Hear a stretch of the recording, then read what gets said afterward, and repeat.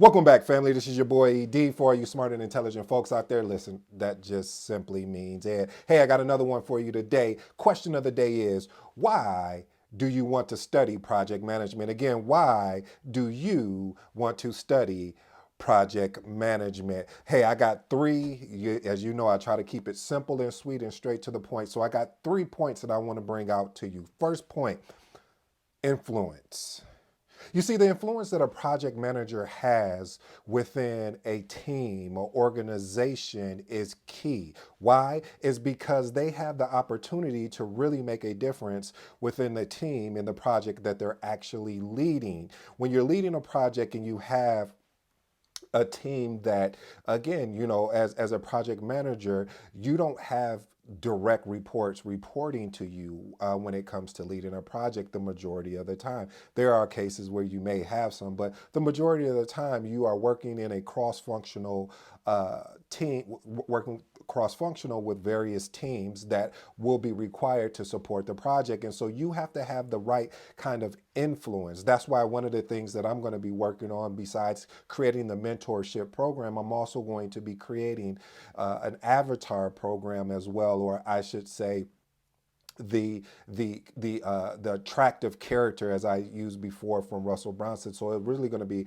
the attractive character program, in which the whole goal is creating that project manager to have that influence too. Because again, going back to the influence piece, is that you have to also be persuasive in as you're having this influence on your team as well as on the project, because there's going to be a lot of times you're going to have to be persuasive to get resources, be persuasive to get funds for the project to get funded.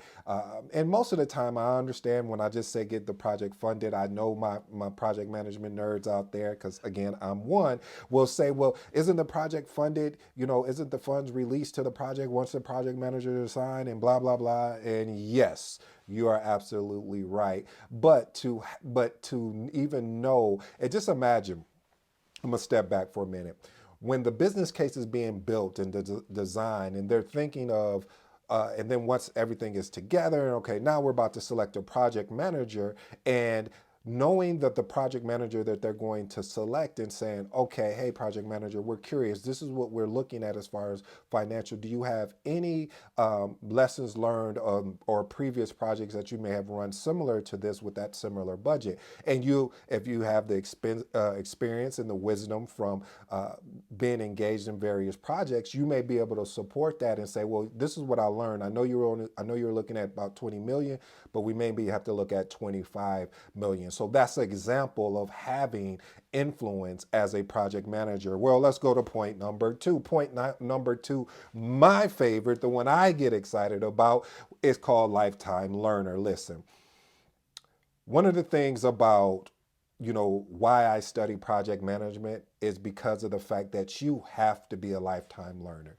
There's no exceptions. Well, excuse me, you know where I'm going with this. So for those that don't, you can click off now. What I'm saying is the fact that the reason why there is no exceptions is because when you want to be exceptional as a project manager, you have to, here goes that cliche, do what others are unwilling to do so you can have what others will not be willing to have. I know I remixed that whole thing. You're like, what is he saying? Basically, what I'm saying, family, is that if you're willing to do the things that people are not willing to improve their career, to have an opportunity to be prepared for advancements, then that project manager will stay stagnant. That project manager will not grow because of the fact that they made a conscious decision to not invest in themselves and to grow as a project manager. I'm always looking for new courses and new ways to develop my skill sets, either soft or hard skill sets, so I can and will be a better, or excuse me, an exceptional project manager. And in this on this whole life learning journey, as I stated as one of the points here, is that it's exciting.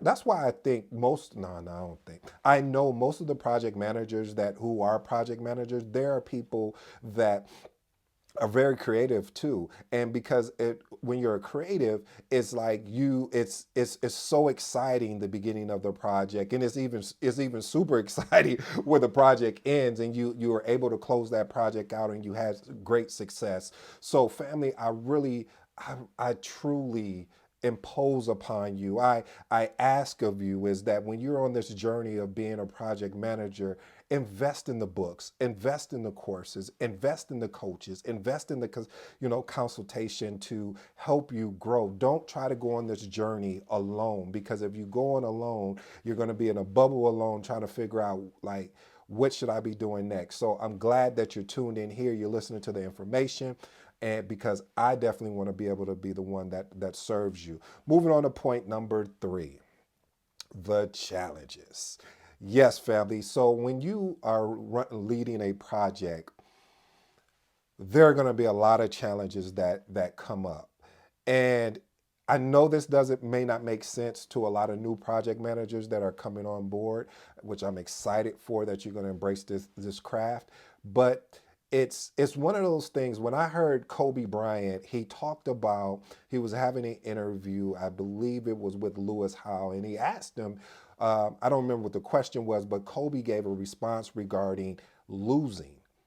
He said, I love being able to see the results, and I'm paraphrasing, as you know, the results from losing, because when I have an opportunity to see where I lost it, I have an opportunity to fix it. And when and sometimes when you're winning, you don't really take that time to see, okay, what made this successful. Now you should, but most of the time you don't. When you lose and you're getting the feedback to say, okay, maybe I need to go work on this, or maybe I need to go tweak this a little bit or tweak that a little bit. So it's basically the feedback that you get. And so during the project, reason why it makes it a challenge, and I know it doesn't make sense right now, but it's so exciting when you first start, or even going through it, is because the opportunity to solve and trying to figure out different patterns of, why did this happen to me? Why did this risk turn into an issue? Why is this issue blocking us from moving forward? So it's things like that, family, when it comes to